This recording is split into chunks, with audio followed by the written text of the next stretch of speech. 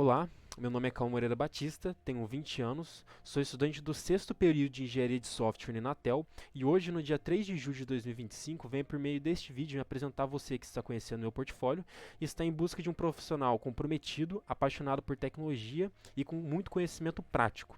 Eu espero que no final desse vídeo você possa enxergar em mim um talento que possa somar no seu time. Minha jornada com tecnologia iniciou quando eu tinha 14 anos, em 2019, quando eu estava no nono ano do ensino fundamental, quando eu comecei a frequentar o programa Inatel Casa Viva. E lá, tendo me destacado entre os quase 80 alunos, eu fui convidado a integrar uma equipe para poder formar um grupo avançado e desenvolver um carrinho de controle remoto que seria apresentado na feira de apresentação de projetos do Inatel. Além disso, representei a instituição Inatel Casa Viva em entrevistas para a TV Cultura, para a rádio local e fui escolhido para ser o orador de formatura no ano de 2019. E em 2020, eu ingressei na Escola Técnica de Eletrônica Francisco Moreira da Costa, uma renomadíssima instituição de ensino jesuíta que carrega consigo o título de a primeira escola técnica de eletrônica da América Latina e sétima do mundo, onde durante os 3 anos do ensino médio eu apresentei um projeto na feira de apresentação de projetos e nos 3 anos consecutivos do ensino médio eu ganhei em primeiro lugar na minha categoria, sempre apresentando projetos que uniam conceitos de programação e eletrônica.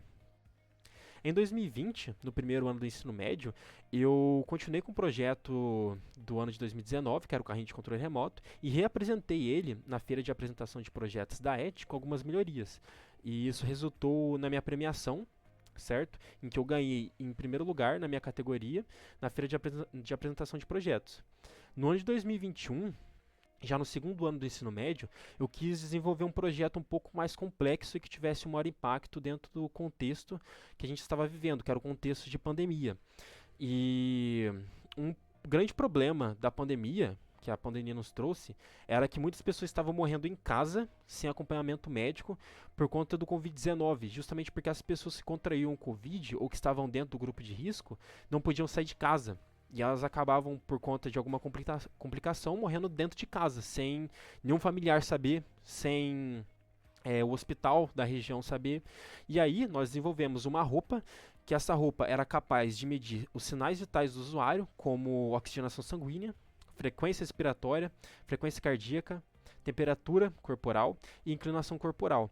E todos esses 5 dados, junto com a localização em tempo real do usuário, eram mandados para o hospital da região e também mandados para os familiares do usuário. Dessa forma, se ele tivesse alguma complicação repentina e não tivesse ninguém ali para auxiliar ele no momento dessa complicação, os familiares dele e o hospital da região já saberia a localização dele e qual foi essa complicação que ele teve. No ano de 2022, eu quis desenvolver um projeto ainda mais complexo, que iria resolver um problema que era apontado pelo G20, que dizia que o Brasil era um dos países do mundo com a maior quantidade de acidentes durante o trabalho. E o projeto que iria resolver esse problema consistia em uma câmera que era conectada a um computador, e esse computador rodava um algoritmo de machine learning responsável por identificar objetos. No caso, a gente treinou esse algoritmo para poder identificar equipamentos de proteção individual, EPIs. Dessa forma, antes do usuário entrar no seu setor, ele se posicionava de frente para essa câmera e essa câmera passava por cada parte do corpo dele e identificava se ele estava ou não usando as EPIs necessárias para poder trabalhar nesse ambiente. E caso ele esteja usando, uma catraca era acionada para poder permitir a entrada no setor. Caso permitir a entrada no setor, contrário, uma mensagem era enviada automaticamente para o chefe dele informando que esse funcionário não está usando as EPIs de forma correta. No ano de 2023, várias coisas aconteceram na minha vida. Primeiro, eu ingressei na faculdade, estudando engenharia de software na Inatel.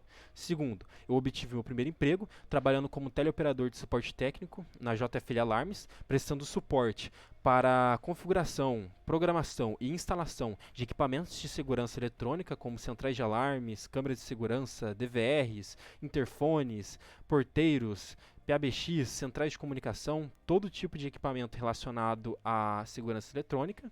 E, além disso, eu entrei no Exército. Em 2023, eu servi o Exército durante o ano no tiro de guerra 04040 da minha cidade.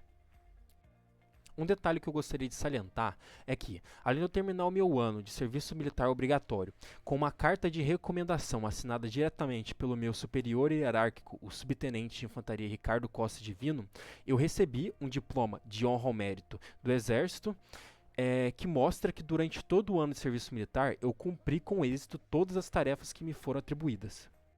Ainda no ano de 2023, eu desenvolvi um novo projeto para apresentar em uma outra feira de apresentação de projetos, que era o InfraReport. O InfraReport era um software que permitia com que qualquer cidadão de qualquer cidade do Brasil reportasse problemas de infraestrutura na sua cidade, como poste queimado, buraco na rua, semáforo com problema, enchente em algum lugar, apagão frequente, e todos esses registros de problemas de infraestrutura eram encaminhados diretamente para a prefeitura. Dessa forma, havia ali uma colaboração entre os moradores da cidade e a prefeitura para poder ter os problemas de infraestrutura da cidade resolvidos. Novamente, esse projeto ganhou em primeiro lugar na sua categoria. Já no ano de 2024, eu comecei a prestar alguns serviços como freelancer na área de visão computacional e inteligência artificial, e eu destaco aqui dois projetos que eu comecei a desenvolver no ano de 2024, que foi o detector RTSP e o Judite. O detector RTSP nada mais é do que um software que permite o usuário cadastrar câmeras de segurança por meio do protocolo RTSP. Uma vez que essas câmeras foram cadastradas, o usuário conseguia ativar e desativar o software, que por sua vez rodava por baixo dos panos um algoritmo de deep learning responsável por detectar a invasão de pessoas na sua propriedade privada. Dessa forma, ele configurava o horário, por exemplo, que ele estava saindo da sua propriedade, saindo da sua casa, e se alguém invadisse a sua casa nesse meio tempo, ele recebia no WhatsApp uma foto do frame exato da pessoa invadindo, o horário, qual foi a câmera, qual foi o local, com todas as informações, funcionando como se fosse uma central de alarme.